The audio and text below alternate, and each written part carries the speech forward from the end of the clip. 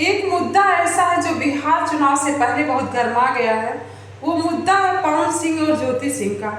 ज्योति सिंह गलत नहीं है मेरे हिसाब से। अगर ज्योति गलत होती तो मुझे लगता कि पवन सिंह की लाइफ में, मान लीजिए ज्योति गलत, मैं मान ले रही हूँ एक सेकंड के लिए ज्योति गलत है, लेकिन पवन सिंह की लाइफ में मैं देख रही हूँ 4 लड़कियाँ दूर हुई लाइफ से, तो गलती किसकी है?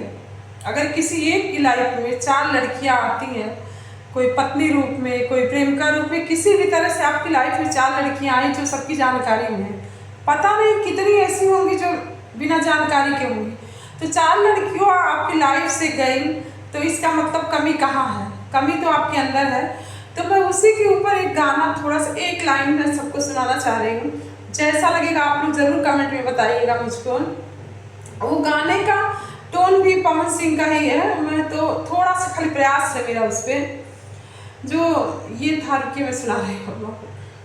सिंदूरवा लगावल बहुत बात नइखे, सिंदूरा पहिरावल बहुत बात नइखे, पत्नी बनावल बहुत बात होला, सिंदूरवा लगावल बहुत बात नइखे, सिंदूरवा पहिरावल बहुत बात नइखे, पत्नी बनावल बहुत बात होला, सदिया रचावल बहुत बात नइखे, हो सदिया रचावल बहुत बात नइखे, पत्नी बनावल